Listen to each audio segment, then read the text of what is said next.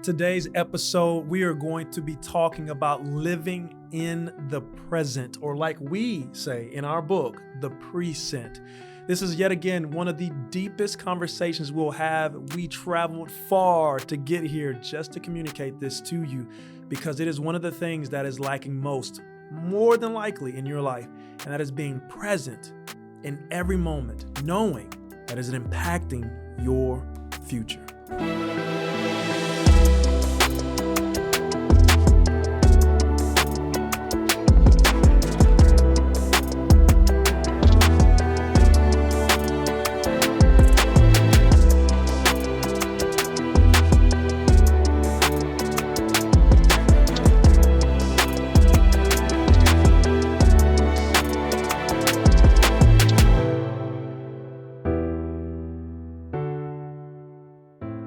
Today we're talking about living in the present, and I'm so grateful that you decided to stick around because there's so much that has taken place since the last time you saw us. Ivana, you just got back from New York. I did. The stuff that was going on. Major phenomenons. Like what? Eclipse. Natural disasters. Yeah. Natural Earthquake phenomenons. in New York. Yes. You said there was like riots? Yes. There were rioters and protesters where I was speaking. I mean, people were getting punched in the throat as they were walking. Oh, that's sad. Yeah, this was serious. We've been seeing that too. Oh, yeah. You know, that's A lot of interesting. violence. This is not funny, but it is a good thing to say, especially because we're talking about living in the present. But Right. as we say in our book, the present. Yeah. But in New York and across the world, there are these atrocities that are happening. Yes, there are. I don't want to compare them to any other atrocity that may be a little more major, if you want to use those words. But people, keep your eyes open wherever you are.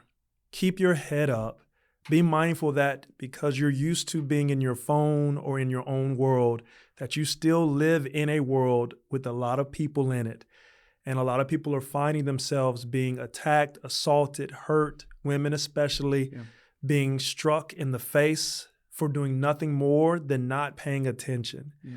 So I'm saying that it is not right, but I am saying that you do have the potential to be present.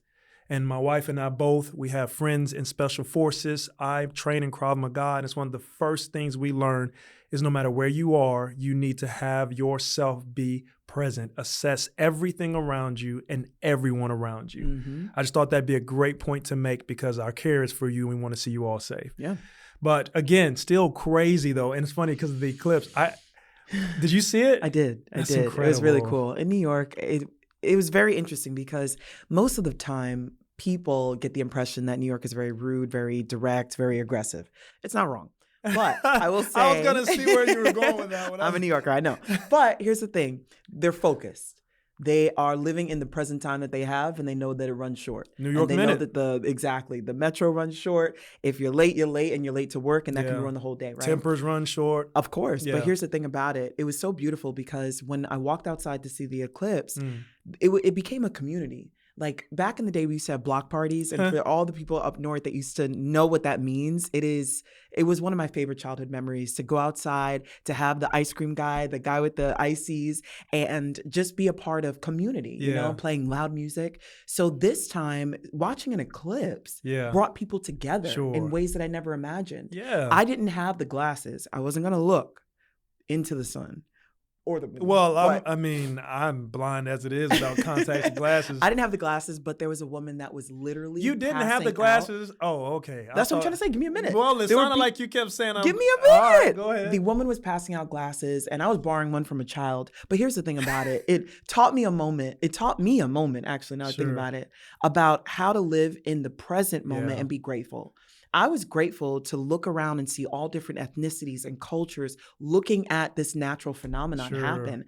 And I kept thinking like, wow, people are more benevolent. People are more kind right now. People are more gentle because we're all watching this thing that you can't control. Exactly. And that's what it really comes down to, though. That you can't control. Yeah. And literally. I think that's interesting because there are things you can control. Of course. And I think like that's your attitude, your but disposition. I think that's also why it's important to talk about the present. Right. To genuinely be present in any moment so that you can be aware and that you can take into your control what you can. Correct.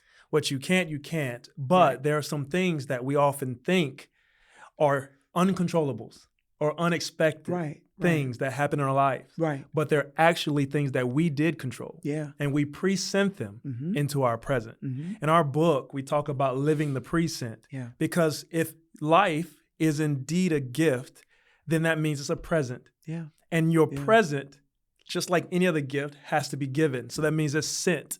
Correct. So you present the present that you are presently experiencing. Right. And we even state this in our book. Well, we hope you like your gift.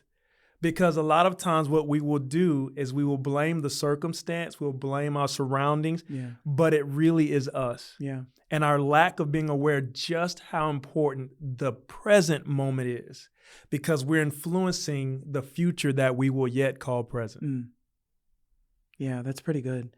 And it reminds me of how many people don't live in the present. Sure.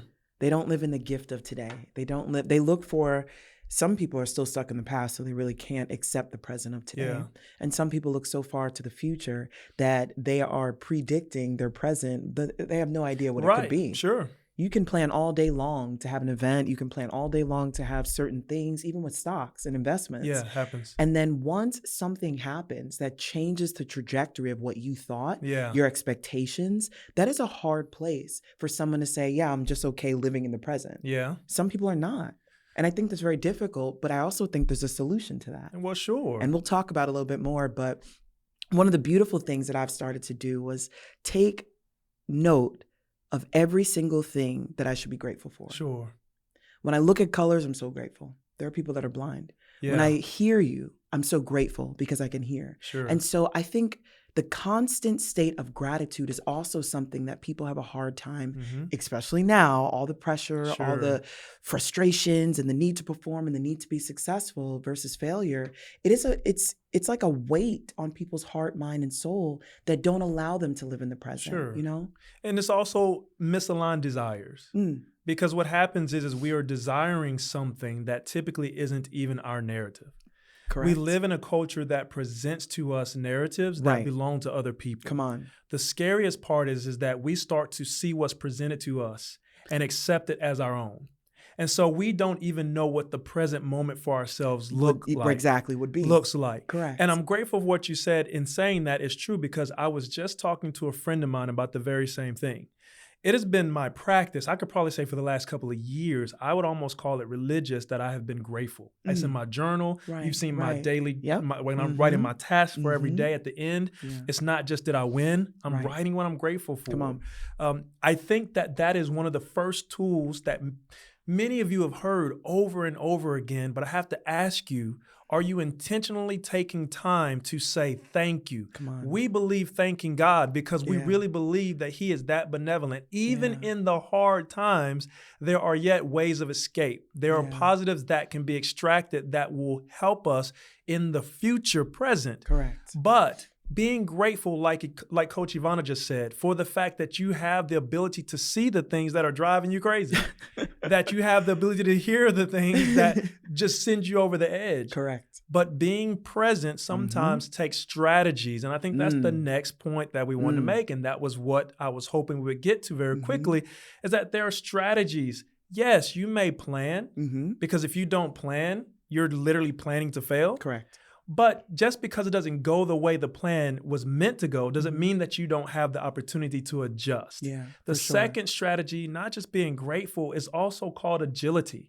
Being able to make moves based upon the response or the circumstances that occur. Yeah, that's right. How would you speak to someone listening about being agile, whether it's in mind, spirit, and even body? For sure. First, look at what's hindering you from getting to that agility point. I think when you start looking at the obstacles that could be present, that are present in one's life, then you start to understand, okay, this is the reality of what I'm in. Now you start to think, I need support. I need a group, a community, or I need a coach or someone that can help see my blind sides and my obstacles and help me surmount past them. Because I've got to move forward, or else time is just going to continue to leave me. And time waits for nobody. Waits for no one. That's right. And so I think when it comes to agility, being a former athlete, we know about agility drills. Yeah, that's right. You hate them when you're doing them. They hurt so bad. But the beauty behind it is every single intricacy of doing a technical drill Sure. and being able to perform with momentum and movement. That is something that a daily practice of it, you have Yeah. no idea how that affects the race, That's right. how that affects your performance. Sure. So when I think about the one that is trying to figure out, okay, so how can I be agile when I'm stuck? How can I be agile when I'm depressed or disappointed or Sure. frustrated, you know? And I would say first, start to really take back the scales of fear, the scales of failure, the scales and the pain of what you're going through, Sure. and look at it from a lens of, but I'm still grateful. Sure. I'm still grateful. And then once you move forward in that gratitude, start looking at, okay, what do I need to move myself even faster so I can accomplish this? Do I need less screen time on Instagram? Sure. Simple things. Yeah. Do I need to be more focused and fixated when I'm at work as opposed to being a silent quitter? That's being present. Absolutely. Come being on. present. These engagement. are different. Exactly. Engagement, but in the right engagement, Yeah. right? So I would do a self-evaluation first, if that makes sense. Self-evaluate. What in the world is keeping me from moving even faster? But I would also add to imagination. Because honestly speaking, what we're talking about, the reason why most people can't live in the present is because their mind is elsewhere. Yeah. Just like you said, whether it be in the past, Of course. or too far in the future. Exactly. The reality of it is that we're painting pictures. Yeah. I would challenge you to start creating again in your own mind. Here's what I mean. There's a statement that I love. I've fallen in love with it. It is by Joshua Selman. He's an incredible minister. He is literally becoming a voice around the entire world for how he speaks and the wisdom that he carries. But he made one statement that changed the way I see almost everything. He said, you don't have the right to complain about a day that you didn't speak into. Yeah. Yeah. That's so deep. If you don't start your day That right there. speaking Come on. with gratitude, speaking, intentionality, Yeah. most of us wake up in the morning and we're already responding. Yeah. That's right. We're responding to things that we haven't even seen yet. Yeah. That's There are many of us, and I'll even say it to you directly, who are waking up every morning and the first thing that's on your mind is everything that's on your mind. Correct. Instead of for 1 second getting present and saying, I have control over my mind. Come on. First. Yeah. And those things, they get responded to only when I respond to them. Not when I am not. That's a choice. There. That's a choice. But it starts in the imagination. Correct. Because we create fires and try to put them out, and we're not even in the vicinity of the fire at all. Come on. I was just reading a story in the Bible about David. The beauty behind David is, yes, he's messed up. Yes, he sinned, but he was one of the greatest to do every single thing that God wanted him to do with his talents. And when you raise up nations, when you're coming against opposition, when you're finding ways to increase your fortitude during battle and still be victorious despite all those things, the grace is there. But watch what I learned. In the beginning of David's day, he talks about how he wakes up at dawn and commands the morning. Yeah. Commands the morning. The authority that we have, now that's a story of a leader. Let's break it down. A story of a leader who has surmounted every single thing he possibly could have touched, period. And when he won, when you go back, if you look at what he wrote, he started winning from the beginning. Yeah. He started winning from the moment he said, you know what, today is going to be the day of battle. Yeah. I'm winning. I need your help, God. And so I think you can couple two things. Sure. How you start the morning, Yep. commanding the morning with that, how you start it, Okay. and then asking for the right support. Right. He asked God, he asked someone bigger than himself for the opportunity to be victorious. And so I think that when we wake up, like let's say this morning, it was like an okay morning. Okay, I have to go back into the routine. But there's a moment where we can make a choice to slow down. We talk about momentum and agility, but even the moment you wake up, slow down. Start to think about what you're grateful for in the present. And then also start to think about, now, what do I need with this gratitude to be able to leverage what I'm doing in life right now? Okay. I think that attaining short-term goals, just like that, can transcend the whole day in an instant. Sure. And I didn't always command my morning, I'll be honest. I would wake up and just like, okay, gotta go run, gotta take care of this, gotta, but those got tos don't necessarily mean that they need to be in my day. Mm-hmm. The very beginning of my day, I'll never forget sitting there and journaling and writing out what I was grateful for the past day. And I remember smiling naturally. I remember feeling like a lift off my chest, the pressure of like, okay, I got to wake up. I got to make sure this is done. But I don't really have to. What I need to do is be responsible for that moment. What I need to be is responsible for the present moment that I've been given to just say, thank you, God, to just wake up and say, you know what? I'm so grateful. If nothing else goes my way, I'm grateful I'm alive, because we see how fast life can be taken away. Yeah. And it makes sense to just start differently and command your morning, because the authority is in the tongue. I believe that. But I also believe it's important to be present with the people that are in your vicinity. Of course. And this is a very, very important thing to state, because I think all of us, if we're being honest, could do a little bit better in this area. Speaking to myself even. A lot of times, because of the way we live and the way life has programmed us, we will focus on all the tasks, the goals, the vision. I got to get this done. I'm grinding. I'm a go-getter. But the person that you are waking up next to hasn't experienced you presently for months, sometimes even years. Mm-hmm. I'm saying this because we have to be mindful that in every moment, if a person is in your vicinity, they are part of the present. Of course. That's right. But watch this. They're also part of the present. Yeah. Sometimes the things that you want to accomplish and achieve, the things that are on your mind to do, won't get done because you did not respect the one. You have to remember that the most important thing for you in any moment, if it involves people you love and care about, or say that you love and you care about, is to show them that in that present moment, they're the only thing that matters. And you can do it in so many unique ways. It doesn't mean to disregard what you have to get done for your day. I'm simply saying, let that person know that you acknowledge their presence. We talk about gratitude and we talk about commanding the morning, but what if you just tell the person that is in your circle, even in your job? What if you looked at the person that comes to you in the morning, and instead of getting upset that they came to you at all, just say, I'm so glad you're here today. How are you today? That 5 or 10 seconds can change the outcome of the rest of their day and even yours. So I'm saying this straight to you because I think we're losing touch and we're losing sensitivity that people are the things that need us most. And they're the reason why we dedicate our lives to do the things that we say we're after doing anyway. You can accomplish anything and everything you want to, but if you by yourself, kind of like the old Cajun joke, you'll be the loneliest bayou in Louisiana. By yourself. It's a terrible joke. I got it from a real Cajun. But I just wanted to challenge you on that, because that is also the essence of being present. Because what happens is oftentimes we look back on the relationships that we didn't hold dear, and when they're gone, we present their absence. Just a thought. Yeah, it reminds me of, in our book on page 138, the impact that we have is not only in our mind, but it's through our tongue. And everything that he's saying, it's the moment that you can choose to presend a moment of gratitude, a moment of acknowledgement.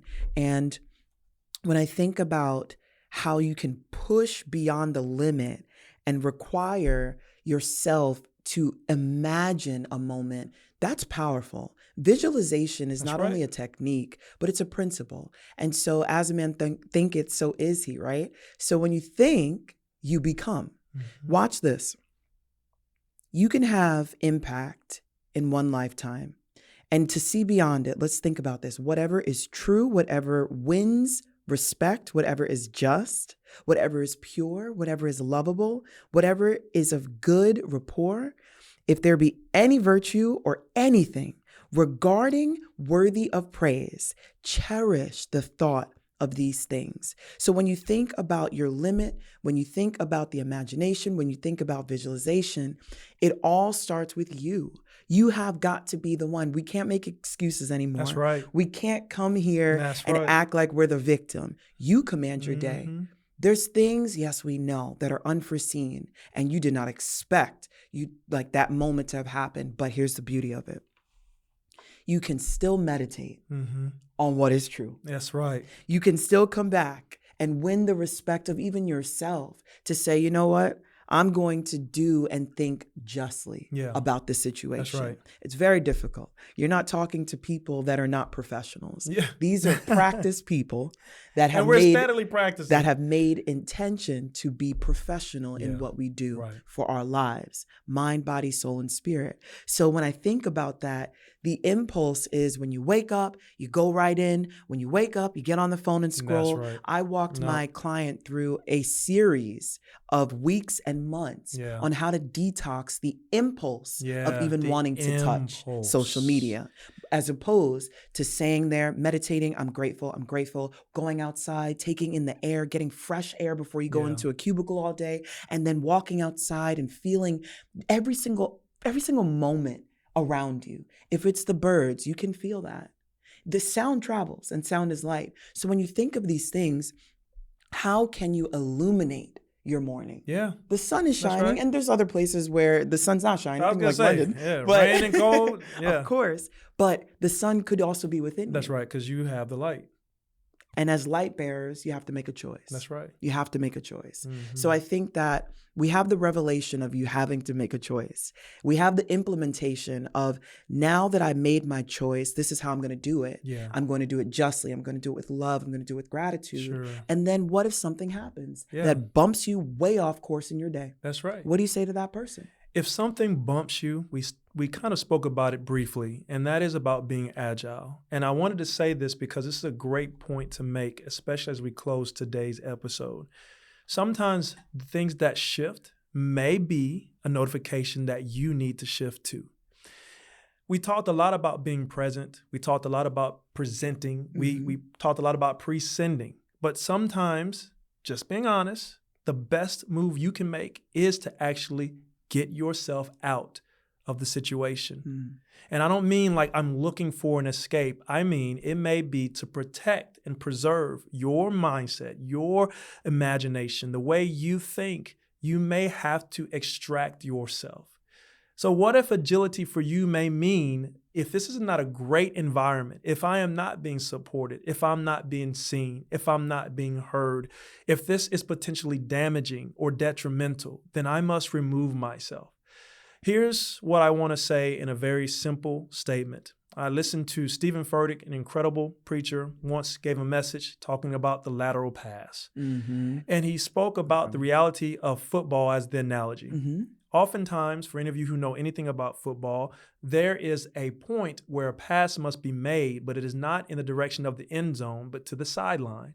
It is lateral so that a person can have space to then make moves. Right. Sometimes things happen in your life, circumstances come that you can't expect in order for you to then be repositioned. You have to be grateful for the repositioning and then ask, what is it in this that I have to learn, or what is it in this that I can draw from within myself to do that will help me get to where I wanted to go, bring about what I needed to bring about, but cause the least amount of damage for me and for others involved. That would be the first thing I would say to anyone who needs to ask themselves, how can they be more agile? That is a good one. And even in using sports terminology, it still is applicable to Absolutely. To anyone. And I want to encourage you to really take a glance and really do the work introspectively to either, you're going to have to either rebuke or chasten yourself, which means to correct yourself and make you also repent. You can turn opposite of the way that you've been heading. If this is a time where you've been doing your morning or going about your day incorrectly, I think forgiveness is so beautiful because it can literally cover a thing. What a great word. Go ahead, Coach. It can cover a thing. And I believe that there are moments where we are held accountable for our days. I agree. I also believe that in being held accountable, you can make the choice to say to yourself No matter what happens today, I'm going to be grateful. No matter what happens today, I'm going to honor her. I'm going to respect him. I'm going to honor my leader. I'm going to do something new for somebody today. Like how many times we go through the same routines, seeing the needy on the street, seeing the oppressed around us, seeing the others that are just waiting, destitute, they're alone, and all they needed was a hi. I don't care how shy you are. It could be a smile. That's right. Smiles mean so much more. And smiles are also contagious. That's right. Smile is a superpower, I think. And so when you think about small things, very small things, the greatest CEO, the multimillionaire, the person with the yacht, those are small things that they can do too. This is not just for the person that doesn't have it all. That's right. Forget success on that scale. Yeah, if you're Let's not talk about succeeding in the day. Let's talk about succeeding in the family. Let's talk about succeeding in your friendships, with your associates. Succeed better. Yeah. Succeed better. And also make your move the way you intentionally want it to go. If you were to look at tomorrow, not focus on tomorrow, but if you looked at tomorrow and you were like, okay, did I make that move correctly? That's right. Did I, number one, start off the morning with commanding it? Yeah. What I expect from today, how I want this to be delivered, what I'm going to do to work to get to that goal. Then also, I'm grateful for this, I'm grateful for that, I'm grateful for that. Move on. Go into the day knowing that you've already set yourself up for the win. Yeah. That's your play, coach. Like, that's it. Yeah. You're the athlete and the coach at the same time. So you've got to make your move. But when you make your move, know that there's always grace to cover, okay? You can make a move and a misstep happens, and some people will freak out. This did not go as planned, but know that even as you make your move, think about when tomorrow hits, did I do everything I possibly could have that I could control in a greater way? That's right. Yes or no? I love it. Simple. I love it. And before you go, I just want to piggyback on that because that was such a beautiful point. Some of us are struggling in the areas of our lives where we need momentum most because we're waiting on everyone to give to us and we haven't been giving to anyone else.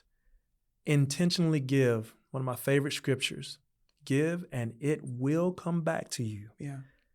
Good measure, not just a little bit, good measure.